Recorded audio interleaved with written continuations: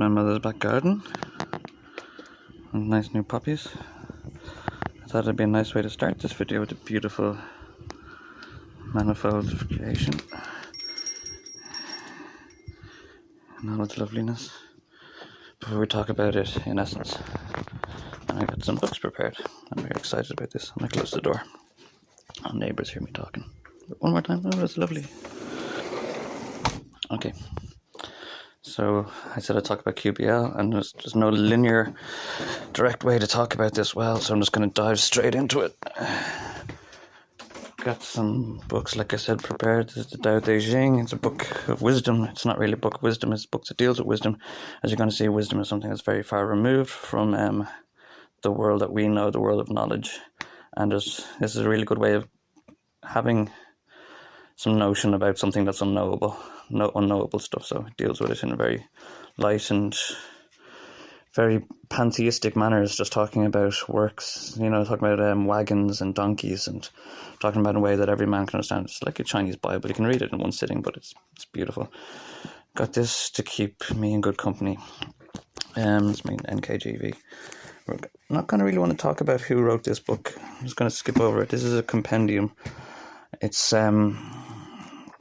this is a compendium of Kabbalistic knowledge, Kabbalistic expositions, shapes. If you're going to talk about mandalas, like this is trying to talk about mandalas basically, but there's a part in this I want to talk to you about. If I can find it. This, exactly. Okay, so this is what we're talking about today. At the moment to you, this is just a shape, but you shouldn't think about it as a shape because it's not shapely, because shapes deal with quantities, and this is to do with qualities. In a very Spinozian kind of way, it's interesting to talk about pantheism in a manner that, like the back garden, things are expressed onto you as expressions, actually, are brought onto you as expressions. Further down, expressions of things. So this is called the Kabbalistic Tree of Life, and it's nice that it's brought to you here in black and white, because essentially a lot of these have to do with colour. 7 colours are kind of in here, but it's, as much as it's difficult to talk about colour in itself, to describe colour, you might think that red is domineering sometimes and authoritative. That's because the right hand moves down and Gabur is red, and blue is somewhat neutral and feminine, and that is because I said I shouldn't be touching this, sorry, excuse me. But anyway, and as you see in this comment just even here, the arrangement is basis the whole system of this book.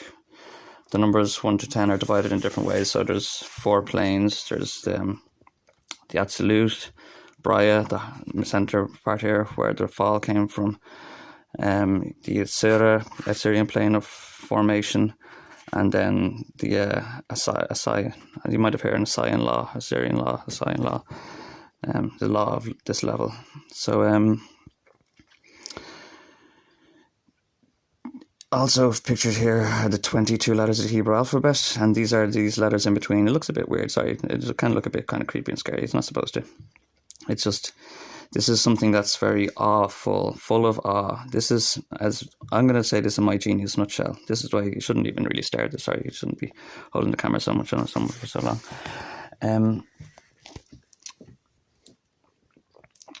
In a nutshell, this is something through which all things in life came from, and thereby which all things in life can be explained or categorized, essentially.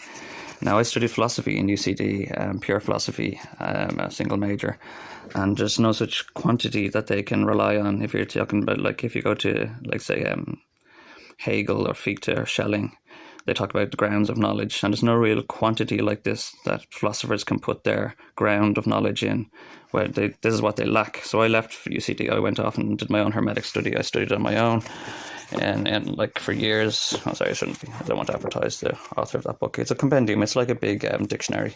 It's very objective. These are like expansions and letters in different arrangements of this, and it shows how all things are coming from gematria. These are numerically based, just as much as everything. You see the numbers there on the side, and so different quantities and arrangements, as Israel, Isis, Ra, El, is different quantities. But anyway, this came into my head as it is about 10 years ago, and my advice teaching you through it is just to leave it in your head, and it grows. So if you kind of get it in your head and kind of get a good picture of it in your head without thinking too much about anything, it grows naturally. So that's what's beautiful about this. If you just take it very humbly and take it in your stride and don't penetrate too much or be offensive in your research, or just be very humble and respectful when you're doing this. And there's a grace attached to studying Kabbalah, but there's heavy consequences also related to studying this. You looking at this is almost like letting the Lord look clearly, like mirror direction at your face. So you're going to be, just be graceful. Like I said, I don't like to touch this. You're not supposed to even see Jewish people when they're reading the Bible. They have a little pen thing that they use to touch. And grace, don't breathe on it, kind of thing. Be very respectful. But anyway, this is in its crudest, and it's very difficult to express this because there's no magnification of this that could do it any justice. Like, looking at the Swiss Alps is doing this justice, or looking at the starry night sky even is doing this justice. What I will say before I move away from it is, like I said, these are all qualities, but they're such extremities of quality rather than quantity that they necessitate each other. It's almost like a fractal of one beam of light necessitated many different things. And that's poetry contained in it. That's something that came to me just from it growing naturally. You'll see the way it naturally grows and spreads. Chokmah has to do with the reflection of light, and Binah has to do with the starry night sky, and the starry night sky is almost like a reflection of light. So I have the Bible close by because even this is like this manifested forms the Bible. The Bible is all very quantitatively formed and grammatically formed into a sequence and a code, and I think it came to us in some way. I'm not sure, but this is like, if you read Proverbs, you'll say something like, Binah up here is known as understanding. So it'll say like, a man of understanding can stand before all other men, however, without wisdom as his grace, without like a wise woman or without a full knowledge of wisdom, he will never reign over these people, properly and truly reign. So like, it's all very grammatically formed, the Proverbs and everything. Like, a man of noble heart may be a blessing unto all, as Severity connects unto all, but only through the tongue of the Lord is the word well received. So Hod, the right hand, and analogically speaking, knows the mind, is direct. It has a direct reaction to the mind. Although there's no direct connection there made. Come Geber, the shoulder, they necessitated and true. These two here, these kind of planes are, they're variable. This is why it's very dangerous to ever pictorialize or depict this, because he can get it wrong very easily. See the way he has these connections going from Tiferet to Al, but they form these upside down kind of pentagons. I wouldn't have these connections so much going through here from Binah to Chesed, although all of them are connected. I wouldn't have those as necessary lines there, so I don't even like this one very much. I've got other depictions I should have probably used, but they had colour in them. But I wouldn't involve those lines so much. And these lines even here are debatable. The reason that these Hebrew letters are used, these Hebrew letters are things like for things that are necessary to life but are not exactly growing on trees. So things like tools and wheels and things. They're interesting things like tent pegs and tents, because you need a tent to survive. You need a home to survive in this life, but it didn't exactly come pre-made.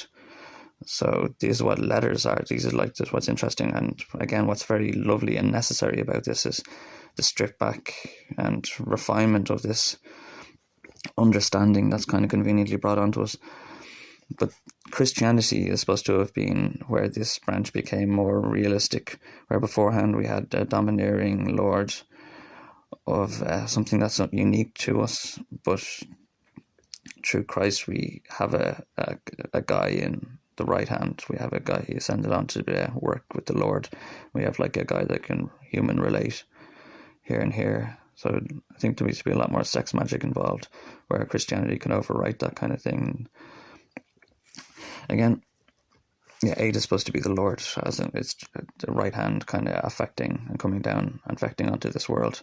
So that's what's before the Lord is Mercury, really. These have beautiful depictions in like Greek pantheon, the pantheon of ancient Greece would have had planetary relations, and just like these are planetary, like the sun is Tiferet and beams onto all because they're all connected to the sun, but out of reach of Earth, Malkuth. You can't see Uranus, or you can't see Neptune, and now further planets away, and things that are directly connected to us, like Hod, and has a relationship with the sun. Yesod is the moon. Nesak, this is feminine. These are the gas planets, the feminine gas planets, Venus, Jupiter. These are the rough, barren male planets. Mercury, Saturn is chronology, Chronos. So it's a little risque, and this is monotheism. It really gives a light on, light off effect where people just don't study it because it's just one thing or no thing. Where if you do allow yourself to very gracefully study something like the Greek pantheon, it brings a lot of colour and animation.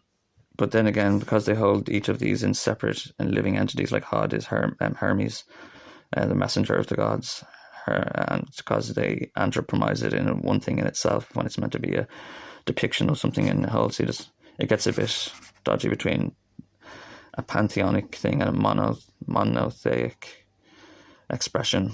But it's colourful and it is inviting to study things like the Greek pantheon. It's very nice. And you'll see this in Japanese. Panentheism, I suppose, is the word for it, or pantheism that allows for.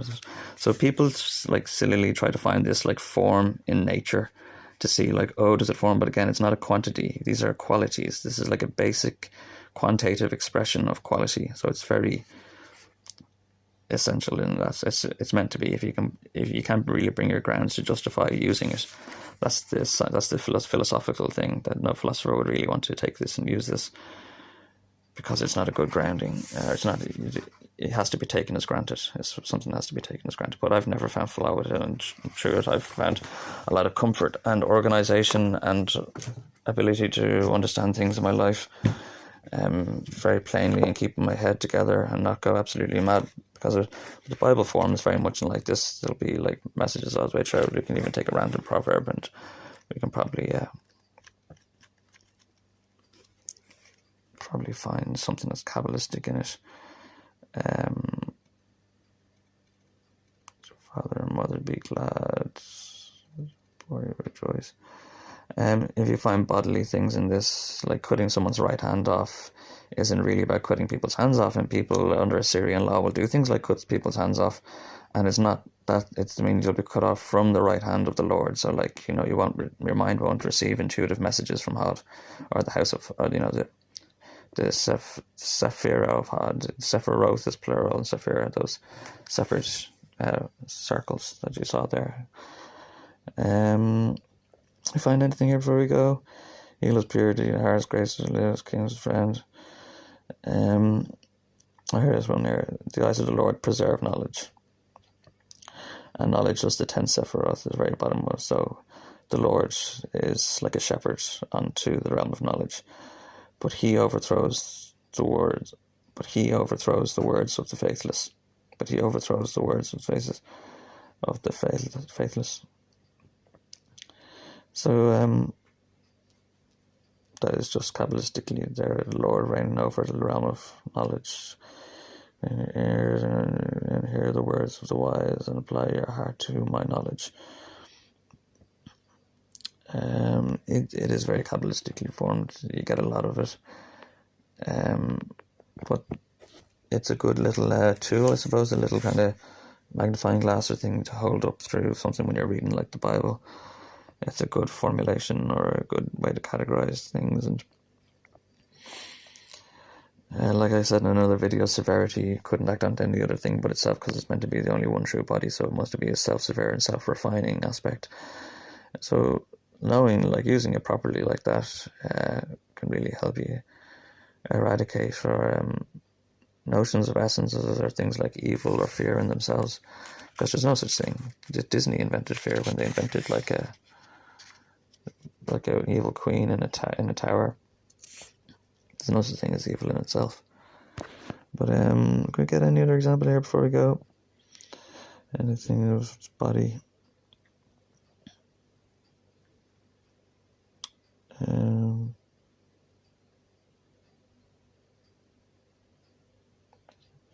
Pride of heart stirs up strife, trust in the Lord, prospered. I might just be in the wrong section. Some sections can be very Kabbalistic. The other ones kind of like there's a one Psalms that is divided up into every letter of the Hebrew Bible. So there's a Psalm dedicated to every letter. Every one of those bridges or points of connection that you saw there, or paths as you have them. So it looks like a Bob Dylan song. So it does. What have you been, my son? My son, I've been there in the band since the 20. That's funny. Okay, no, I didn't really find any good examples, but there usually are good examples of like, yeah, the graceful heart is a blessing unto all, but only under righteous countenance of wise understanding can these things take ever true shape, But so that's it in a nutshell. What a nutshell is, so that's like talking about the science of the mustard seed, I suppose you could call it QBL or something like that. It's something very difficult to describe about things when they get down to nutshells, and that's my little video about it in a nutshell. Be respectful, please.